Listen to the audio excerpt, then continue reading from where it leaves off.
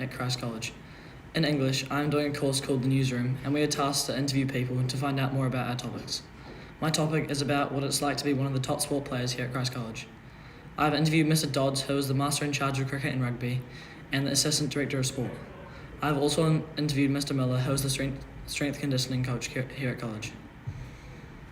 What does a day in the life of a college athlete look like? I feel a day in the life of a first 15 player is it's very busy, and there's always a bit of stress involved because those boys have got a training pretty much every day except Friday and Sunday. They have a big program getting all their work done as well as their sports. They'll have 5 trainings, 3 are on-field trainings, and then 2 strength or power-based trainings that we do down in the gym.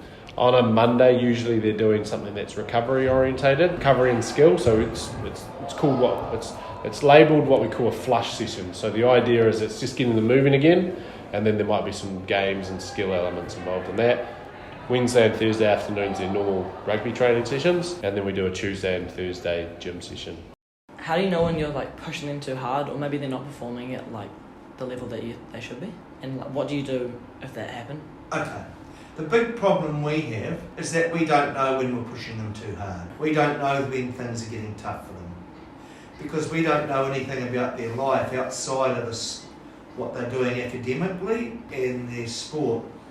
So one of the big gaps for us at the moment is understanding what else is happening in their life that might be adding to the stress. If we know that boys are under stress, we find out through parents, then we ask them to stop training or to take some time away from their sport to get back on top of their academic or their well-being. They might not be sleeping, or they might have the flu or COVID, so we just say take time out of your sport. So in terms of knowing if we're pushing them too hard, it's probably more a case of just checking in with them regularly. So it's conversations in the weight room or out on the pitch. It's called a performance prep check. Right, so it's a questionnaire where the boys are asked about things like their sleep, their energy levels, their mood, their academic commitments, and then any extra other commitments they have outside of school or sport.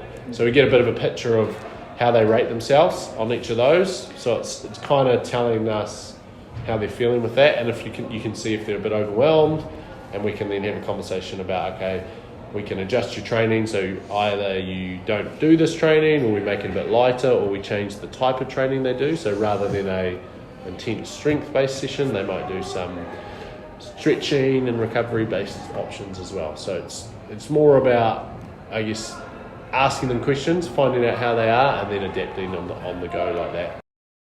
What are some key principles that you prioritise in your sports programs? The key principles are you've got to be coachable. So it's what we call coachability. It's being able to listen to the coach, interpret what he's saying, and put that into action. That's the most important thing. The second most important principle is planning. Planning your day and your program over a week so that you're not under pressure.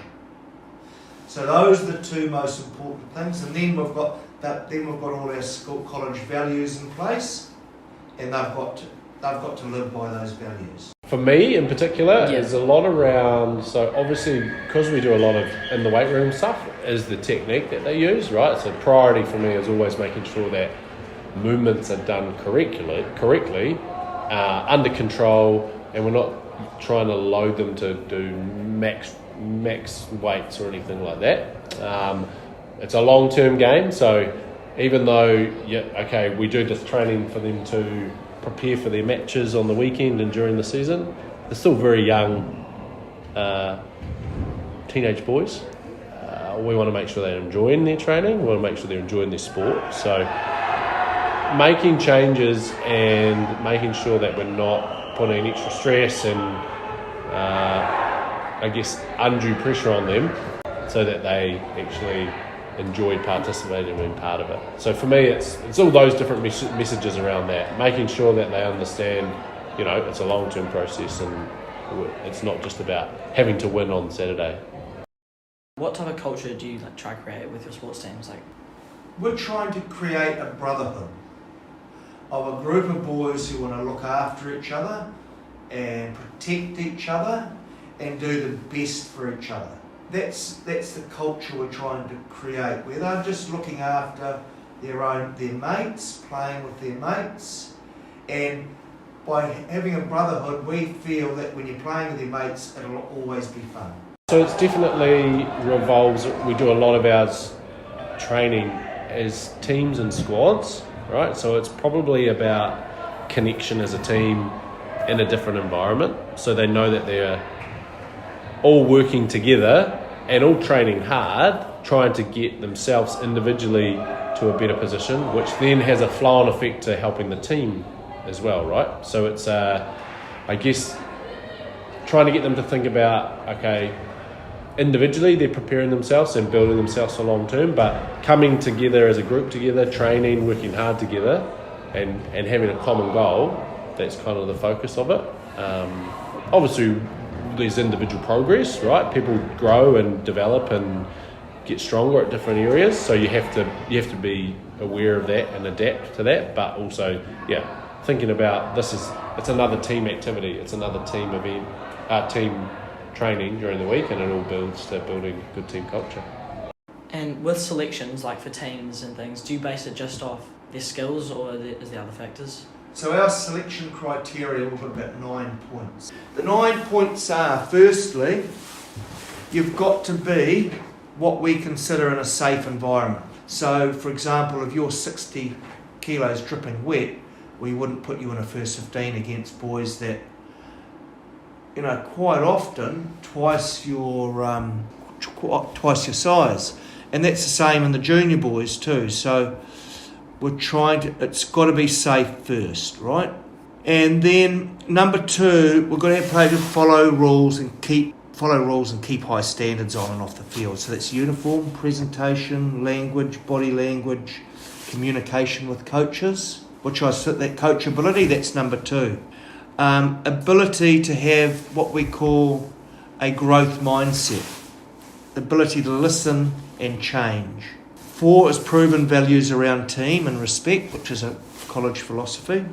And then number 5 is rugby ability from an anecdotal perspective, what the coach thinks when he's just watching them play and train. And that's as considered by the selectors and his coaches. And then your team's got to have a profile and balance. If it's like a cricket team, you've got to have a wicket keeper. So sometimes you've got to put a wicket keeper in and someone misses out who may be a better player. Or if it's a prop in rugby, you need the big guy, but might not be the best, but he's the only prop you can put in there. The in-season stats relative to a position. This is just for the high teams, the first and second 11s and 15s. So what their stats say about their games and their performance, like they might be missing a lot of tackles, or they can't hit their run rates really slow, but they look quite good. Then our 8 is strength and fitness, and we do skills test and strength and fitness testing of the boys, and they've got to reach certain standards. Each person has their own standard that they wish to meet. And the last one is a year group. It's a 50-50 decision, We'll always take the older boy rather than the younger boy. And 50-50 is anywhere between 40 and 60%. So it's a big 50-50. Do they ask you about how the players are performing in the gym? In the gym?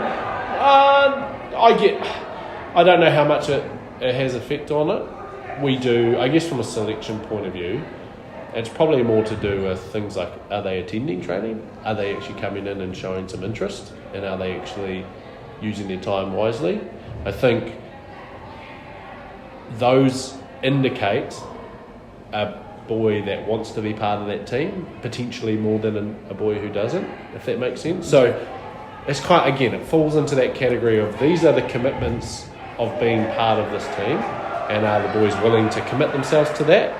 Okay, and if they're not, that's fine. There's other options for them to be part of, but you want to make sure that it's fair across the whole team, that if you've got some boys that are committed and some boys that aren't, then potentially it's more about their attendance and their commitment to it, not necessarily are they the strongest, are they the fastest, are they the fittest. And I think sometimes we get caught up in that as well. We get caught up in, oh, you have to be the fastest to be in the team, or it's actually about showing some good attitude, showing some even something like communicating well, right? Why are you not there? What can't you do? Being planned and organised, and having that information relayed to coaches. We do testing and stuff, which again that gives us a marker, but it's not the only mark that is judged on. You know, if someone says, how fit is this person? You need to have a little bit of detail and you need to have a mark, but it's not the only mark that's used.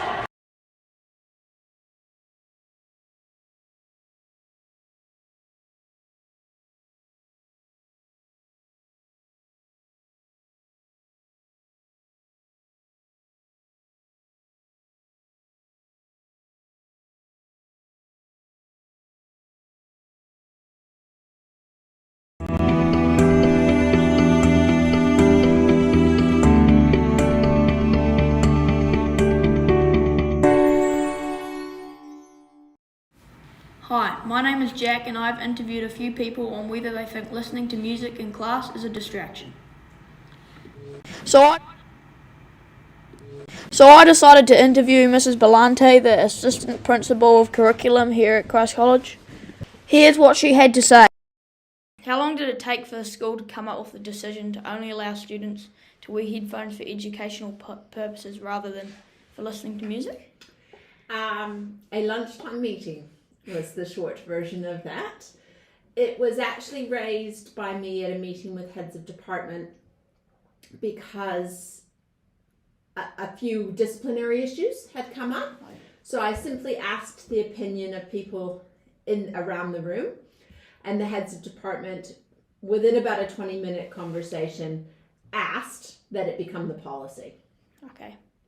Have you looked into the results of this and what benefits it has made? We have yet to look into the data at our school in terms of wide scale with statistics, but I have had anecdotes from teachers of things like they've been helping one student in class, and all of a sudden 3 or 4 students have heard what they've said and have been able to act on that feedback from that individual student. And the teacher was able to reply to them, see, if you'd had your headphones in, you would have missed that information. Yeah. So there's been anecdotes about the positives, but no, we don't have probably enough data on a whole scale to actually look at it. I'm not even sure how exactly we would measure it to know that that's the specific cause versus the effect. Do you believe that the majority of students agree with this new rule? I do not. I think the students weren't happy about it. I think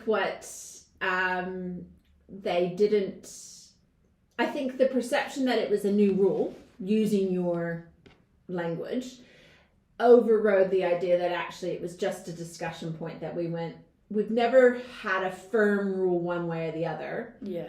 I think we actually just need to stop the casualness with which we were allowing it to happen. So it was never really allowed, but it was more just we didn't necessarily stop it until it became an issue. And once it became an issue, we went, okay, now we actually need to stop it. So no, I actually, in fact, I know because the students came to me that they did not like it. But we can't always do everything based on what the students want.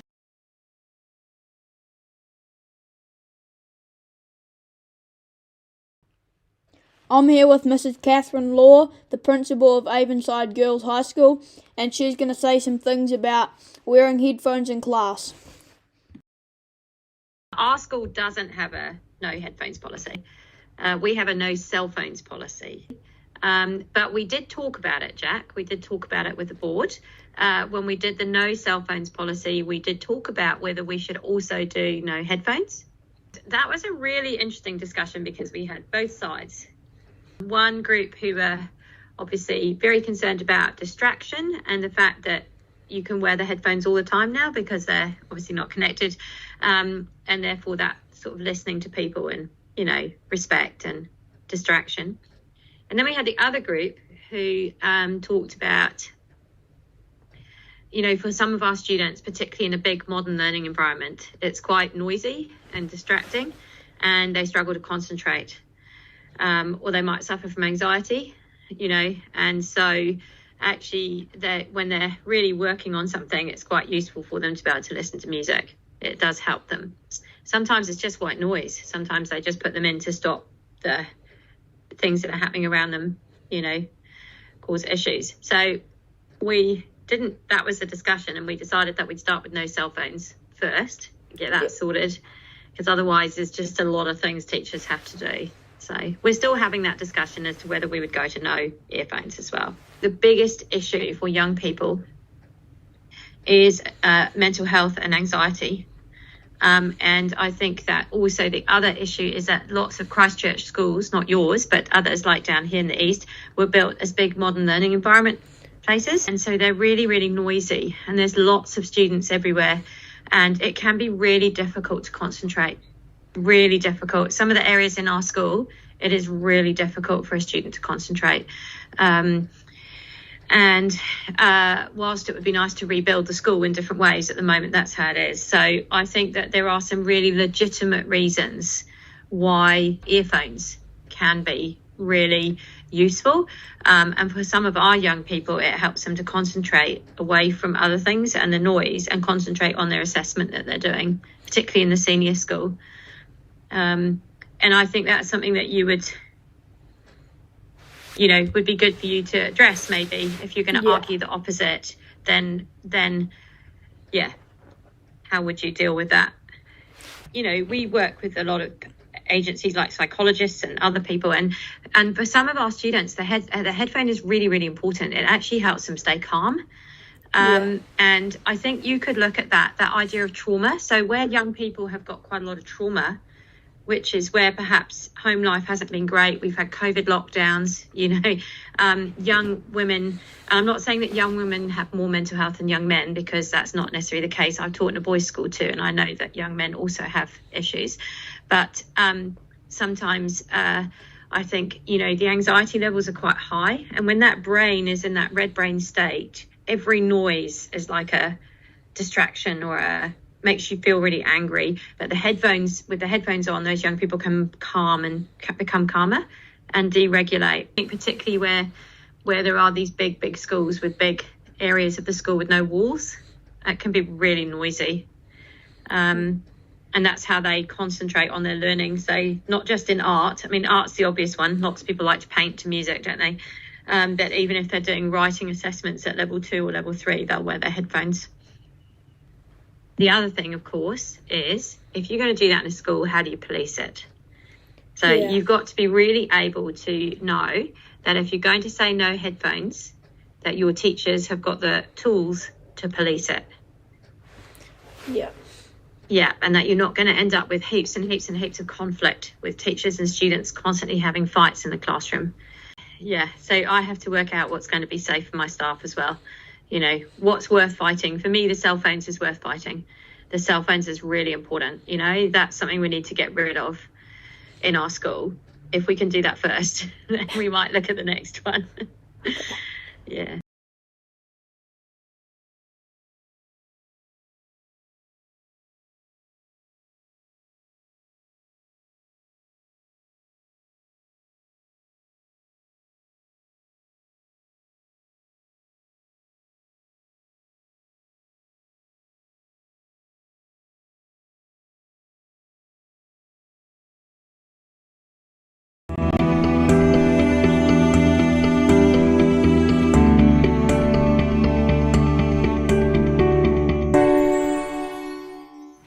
Today I'm exploring the question, is our grid ready for an all-electric future? Join me as I investigate this topic and discover how our grid will shape the future. What is the cause of the price increase each year? College historically has not made a profit. It's been supported by its foundation. We're obligated to break even rather than run down our long-term investments. Not only that, each year obviously costs increase in terms of inflation. A major component of our cost structure is staff costs, and that goes up in accordance with various benchmarks across the industry to ensure that we're retaining our excellent teaching staff. In your own opinion, do you think that the money the college receives is put to use well? Like, is it used well, like responsibly for the appropriate things? Absolutely. We're a registered charity, and we're required to reinvest in our own organisation and our boys. Our motto, each boy at its best, that's exactly what we focus on, and we provide not just the educational component, but the co-curricular activities together with the pastoral care. And lastly, why, just as a thought, why would you not reduce the price but allow more people in each year? It's a component twofold, one of which is campus constraints, but they can be addressed. But chiefly it's the service offering that we provide. We aim for smaller class sizes and each boy recognised as an individual and educated accordingly. So my first question is, obviously, what is the cause of the price increase each year? So basically, obviously, inflation, but like, what's the main drive? I would say, the inflation and the cost of living index are the two things that go together. But then there's also other issues like salaries. So, for example, if the teachers for the state sector get an increase in their salaries, then the teachers' salaries across college will go up by the same amount. And that will mean that you will have greater costs. Yeah. Because as Mr. McFarlane may have explained, your biggest costs really are wages and salaries. Yeah, he showed me a PDF document. Yes, okay. And my second question is, I was thinking, why another option we could have done is, why not reduce the price but allow more people into college each year? Yeah, so that's a good question. So you could have more students across college, but the school has a limited capacity for the number of students it can take, okay? Because we've undertaken to keep the class sizes small, no more than 24. And also because of the restriction of some of our classrooms, we probably couldn't fit more than 750 boys into the school. So in terms of economies of scale, if you're interested in that side of things, you're suggesting that you have a lot more students here but they pay less. Yes. That's kind of like an economy of scale, I suppose. But actually we're limited by how many. That is the sound of the Lake Coleridge power plant, one of New Zealand's oldest. There are more than 100 hydroelectric dams in the country that produce 57% of New Zealand's power. The balance is made up of 23% fossil fuel, 15% geothermal, and 5.5% wind and solar. The power is shared 1/3 residential, 1/3 industrial, and 1/3 commercial. The New Zealand government is trying to limit spending but at the same time be as green as possible. So how much do we spend on keeping the grid running and upgrading our equipment? Nathan Green, Principal Communications Advisor at Transpower, said in 2022 Transpower spent $220 million on capital and $173 million on the maintenance program. Programs to renew, refurbish and upgrade the grid for the full year to June 2022, it was a capital expenditure was $220 million. And our maintenance program was worth an additional $173 million. That expenditure is regulated by the Commerce Commission, and we're currently working on a proposal for the next regulatory period, which is from 1st of April 2025 for 5 years. And for that, we're forecasting a 1/3 increase in base capital and operating expenditure. Expanding the grid is one of the key ways to support electrification of a country. NZ Steel are switching to electric arc furnaces instead of coal, Fonterra's coal boilers are being converted to be electric, and more people than ever rely on electricity for transport, like here in Christchurch where 20% of Metro's bus fleets are EV. This all adds up to make an expected 70% increase in demand by 2050. Since this is so important, how difficult is it to expand our grid? Nathan Green says that grid expansion can take up to 8 years and cost tens of millions of dollars. There's a lot of new generation coming in. We do need to increase capacity to carry that electricity from where it's generated to where it's needed. So there's a huge amount of work going on to expanding our grid or increasing capacity in the grid. Now, it takes a lot of planning and years to implement, capacity upgrades. A new transmission line could take sort of 8 years, cost tens of millions of dollars, and that involves extensive consultation with local communities, with government, with local government, landowners, and so forth. Now, if you look at one of our major capital works to facilitate the shift to electrification, was the Clutha Upper Waitaki Lines project down in the South Island. Now, that's the first of many such works. Now, it put in place 900 kilometres of new conductor wire, 27,000 insulators, 300 pylons were strengthened. Nearby substations had to have the equipment upgraded. So this was to increase the ability to bring electricity from down in the bottom of the South Island northwards. And the total cost of all that work was $200 million. So we're talking significant amounts of money. So one of the things we're focused on is making sure that new generation is put in places where there's existing capacity, and we don't need to build new lines to them. Now, if you put a new solar farm a long way from any transmission equipment, we could facilitate that, but we would need to build transmission line to it, and that cost will be borne by the investor, not by us. I asked Extinction Rebellion activist Albie Moffat what he thought about grid expansion. Albie said that grid expansion conflicts with their 10th core value of decentralisation, and power should be consumed where it is produced. Well, the national grid conflicts with our 10th core value of decentralisation. Power really should be consumed where it's generated, a local network, more like water, sewage.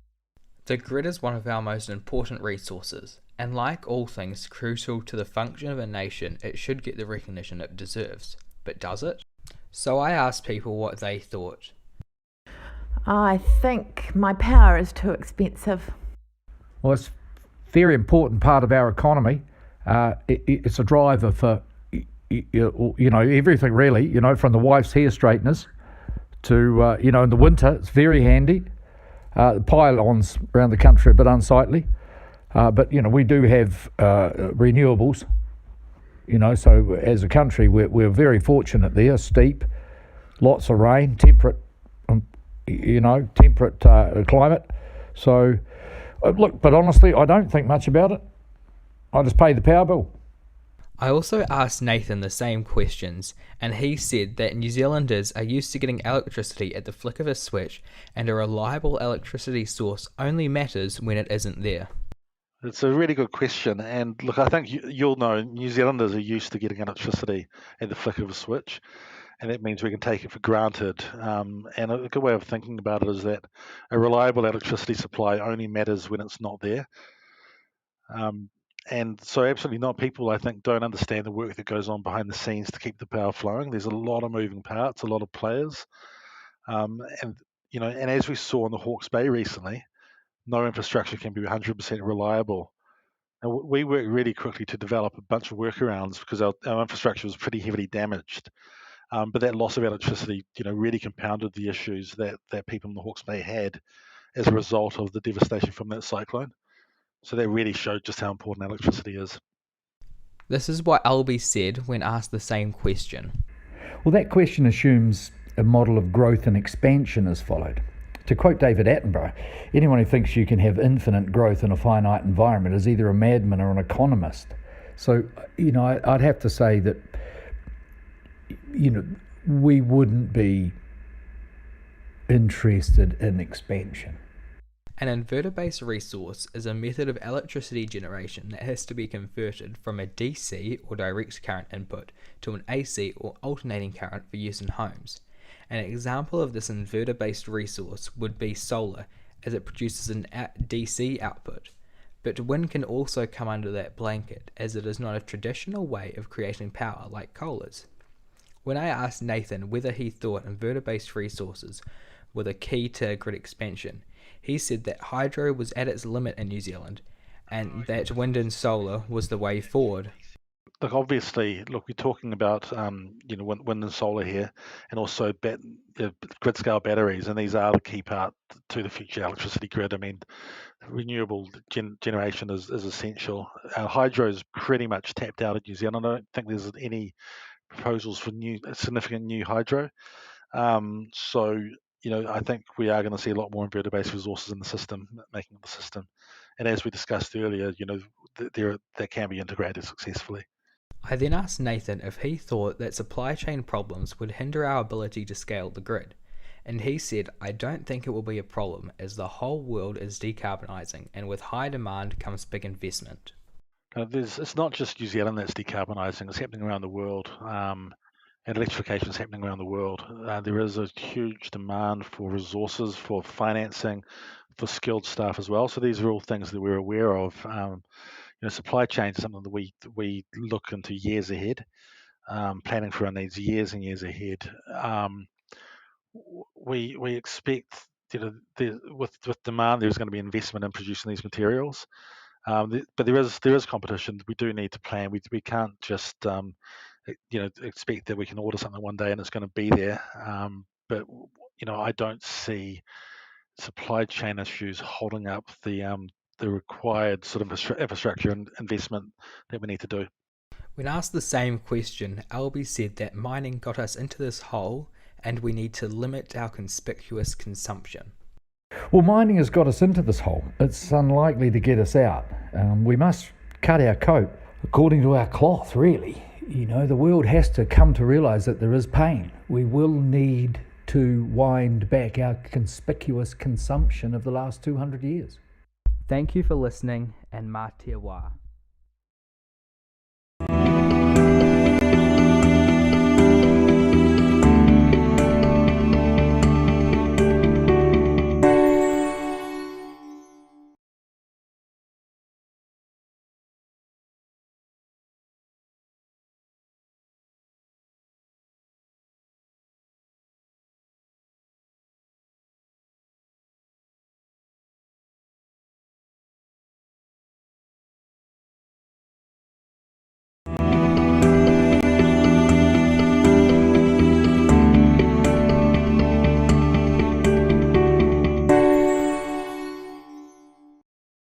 Join me today as we delve into the controversy of War Thunder, interviewing people around the world. I interviewed Oddbores, a famous YouTuber with over 200,000 subscribers. I also interviewed a Germanic Swede, some people from Poland, and many more. People are currently very upset with some of the decisions that Gaijin, the company runner of War Thunder, has made, and these are their voices collated into an audio package. How long have you been playing War Thunder? I've been playing War Thunder for a little bit over 6 years now. I think I started late June, early July of 2022. I would say about 8 years at this point. On and off. I first registered back in 2013. I've been playing War Thunder since 2013 when they started. What's your opinion on the leaks which players are committing of classified documents on the forums? I think it's ridiculous in two ways. It's obviously ridiculous that players are doing it in the first place, but I also think it's a complete non-issue because it doesn't really affect me. On the forums. I don't understand why people need to leak documents. It doesn't really matter if it's not perfectly accurate. The game isn't 100% historical anyways, so... I think they should be avoided at all costs because we should avoid as much legal trouble as we can. I think it's honestly silly to cause breaches of national security over a video game, but at the same time, I feel it's a sort of a problem that's kind of inevitable, as in it made itself the problem that it is because of Gaijin's insistence on adding more and more contemporary vehicles. How much money have you spent on War Thunder, as in like premium time, premium vehicles, or the marketplace?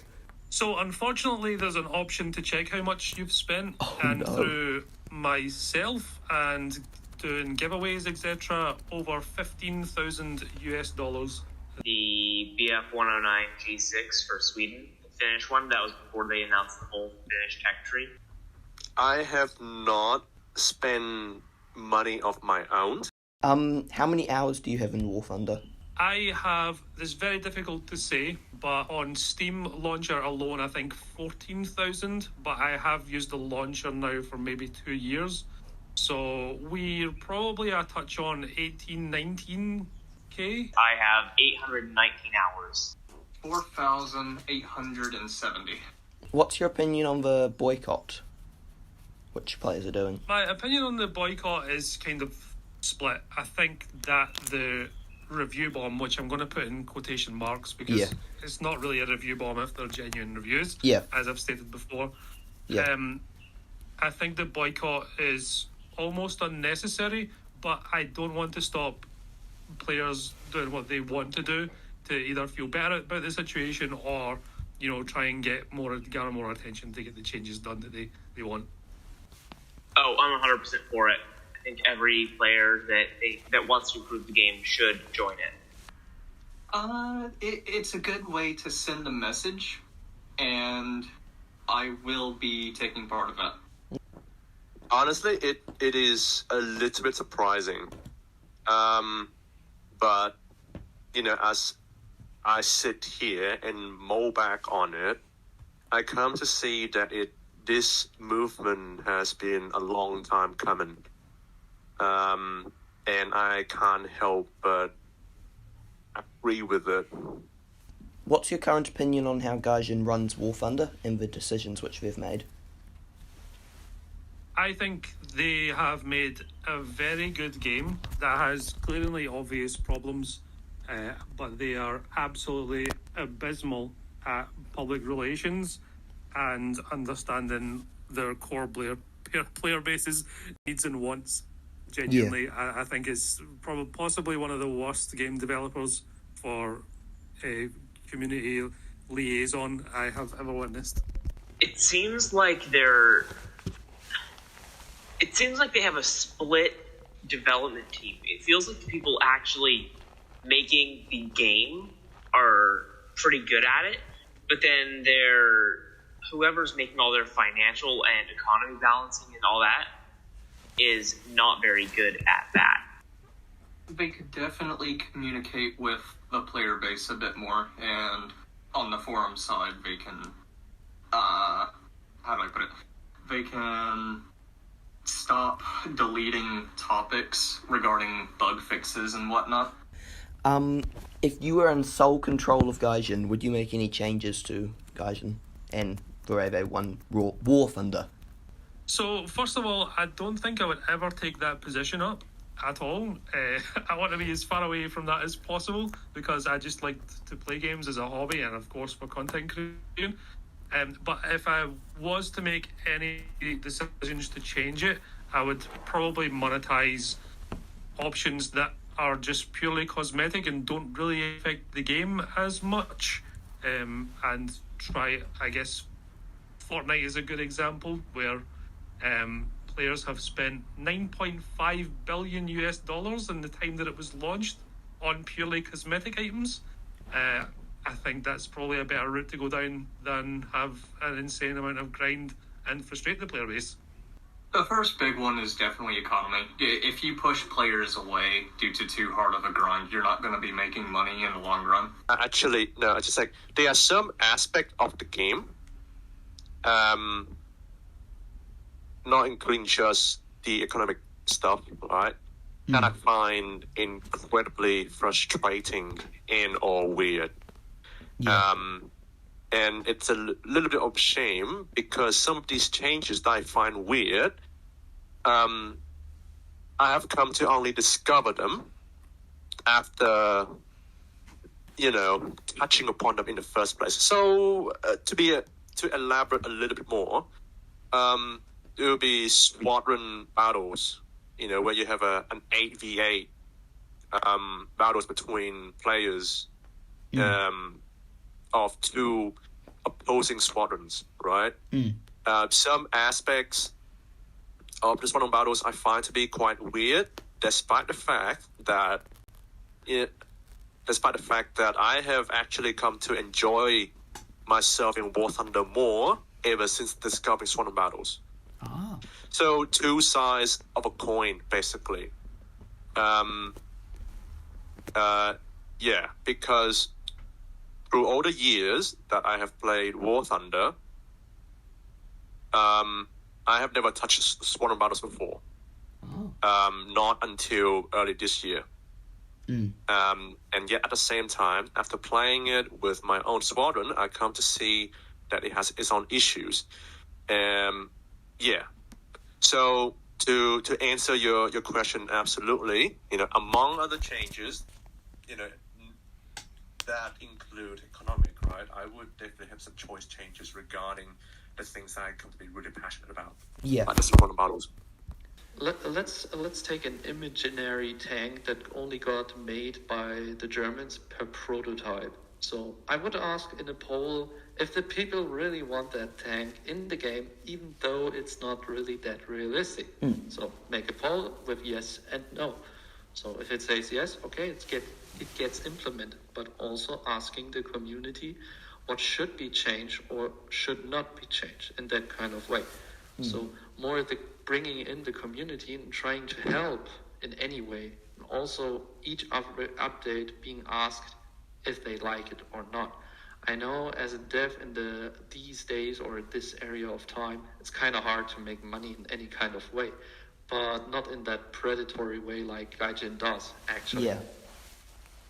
Content creator, have you noticed anything different about how Gaijin treats you overall? Oh, absolutely. Gaijin have been treating myself and many others like they own us, almost like employees, and it's a horrible thing to be a part of, actually, to the point where I just don't really communicate with them that much unless, I have a request for something, which isn't very often. So it's a bit of a weird one. I think they have some sort of ownership, and that has been proven as well.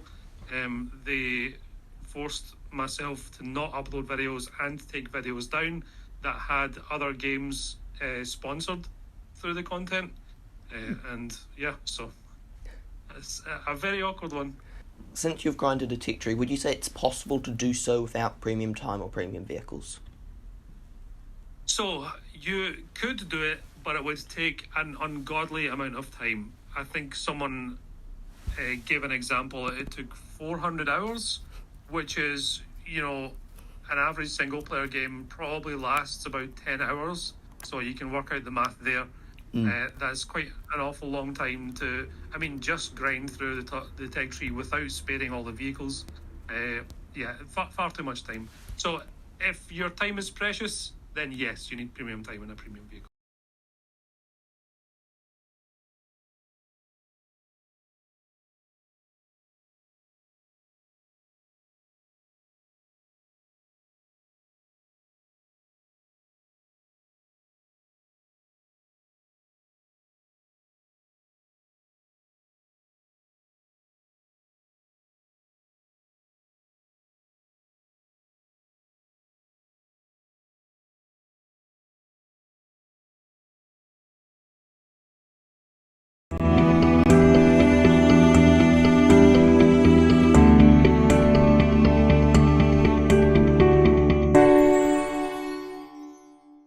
Hi, my name is James Malloy. I'm a Year 10 student at Christ College, and I've been taking the Newsroom course for English.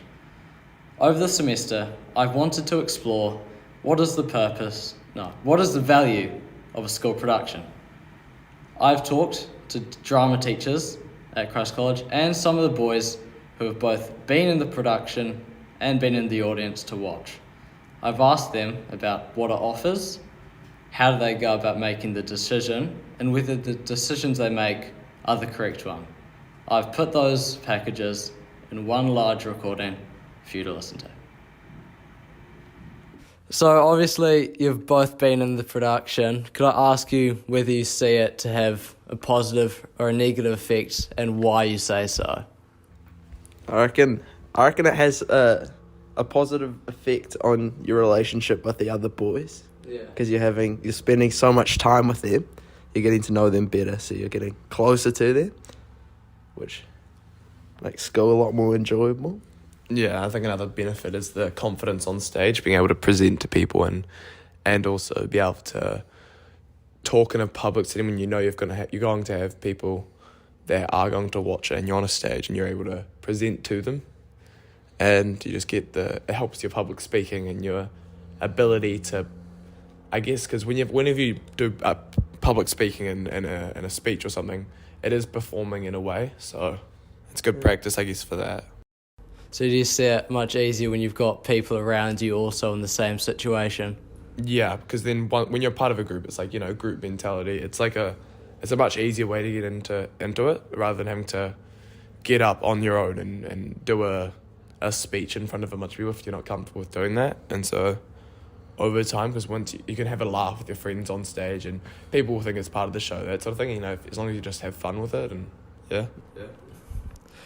And the perceived quality of the productions, do you think that's increased or decreased over time?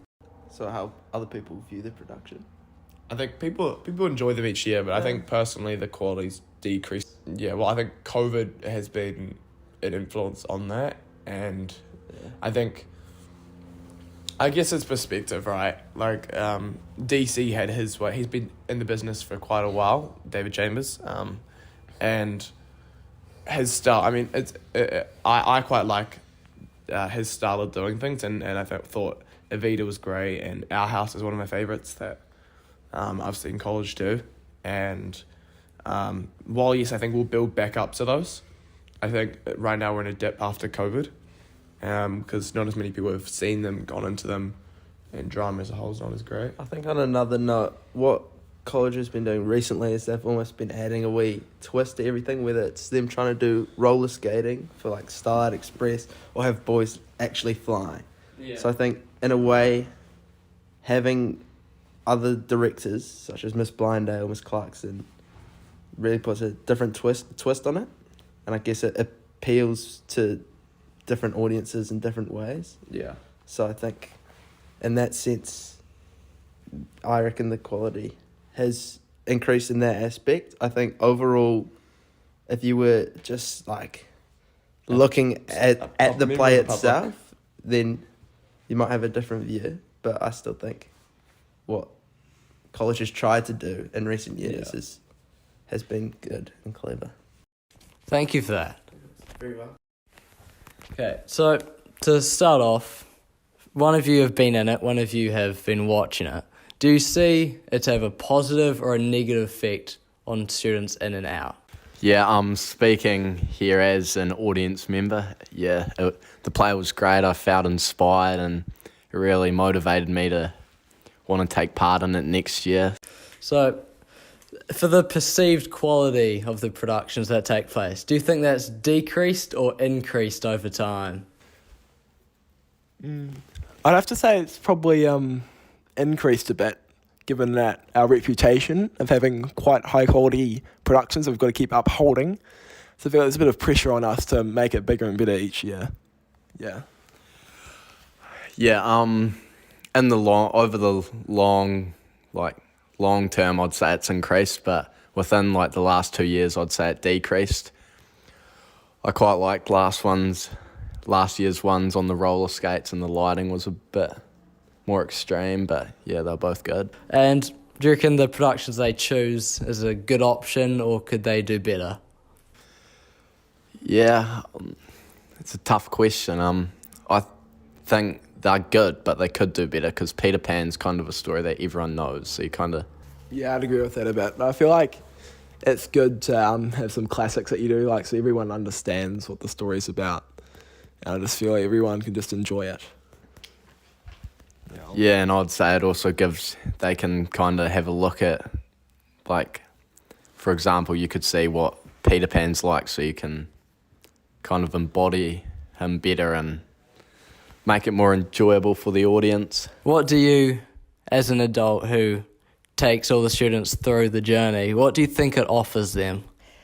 I think school productions are probably the best way for students to learn how to work together collaboratively, creatively, pulling all their skills together to improve themselves as people, whilst doing it in a fun, safe, exciting environment where they get to be different people.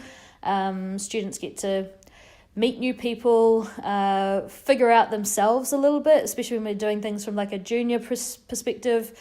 They get that whole new world opens up to them of character development and creativity and being allowed to express themselves in a very different way, which I think is, putting yourself out there on a stage for an audience is one of the most powerful things you can do.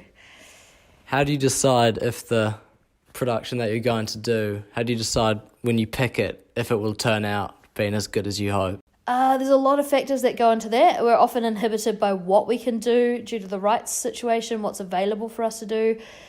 Cost can be a massive factor, so if it's an unknown production, we have to balance that with whether we can sell tickets for a production that's really not as well known as something really classic or popular. So a lot of that goes into the decision making for what are the kids going to enjoy? Have we got the right singers or actors for the particular show? Like, have we got a good cohort of strong singers for a musical? Things like, is there enough boys and girls roles if we're pairing up the girls' school? So a lot of factors involved, yeah. When you do decide what the production will be, how do you go about knowing if it will be good or bad? I guess to some degree it's a guess. And when we're choosing it, we're looking at lots of different things. We're looking at the particular cohort of kids that are going to be involved, like if it's going to be something that you lot will find fun, and that it's something that's got opportunities or enough opportunities. Some productions that you look at have, say, 1 or 2 lead roles that have a lot of the pressure fall on their shoulders, but then a lot of little tiny roles, whereas we're often looking for wider scope within roles and commitments and, I guess just all the experiences that can go into each particular story, whether it be the characters that are challenging or, just variety, I suppose, is a big one. And what do you think the benefits of doing the production with the school of the opposite sex? Mm-hmm. I kind of like that we do a bit of both, that we're not kind of tied into having to do one or the other all the time. So I think the variety is key. When we do one on our own, it means that we can have more boys involved, which is a bonus. When we do ones with either Rangi or St Margaret's, it means that, we're just opening up that social side of things for boys, which I know that there are some boys that might do the production purely because there are girls involved, whereas there's others of you that get more out of it because, you're getting a wider group of people, meeting people that are like-minded and into the same things as you are, is always a good thing.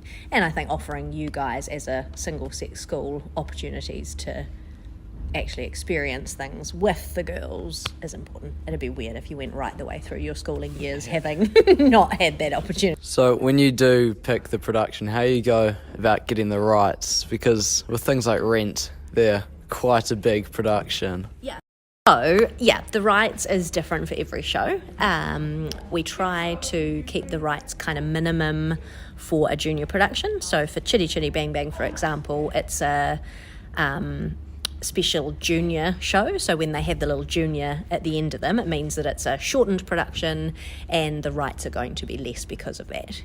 So that's a choice on purpose because we know we're doing it in a smaller space and we know that the budget's not going to be as big. Whereas when we do a senior production, we know we've got the bigger space and it's going to be a full-length show. So it's just a process you go through. It's all online now, and we deal with Australia for claiming those rights because we're in a bubble with Australia and New Zealand. So basically you pick the things that you're likely to want to do and then you reach out to them and ask them for what you want, for the dates that you want, and they come back to you and say whether they're free. And it's all dependent on what other productions of that show are happening in the world at that time.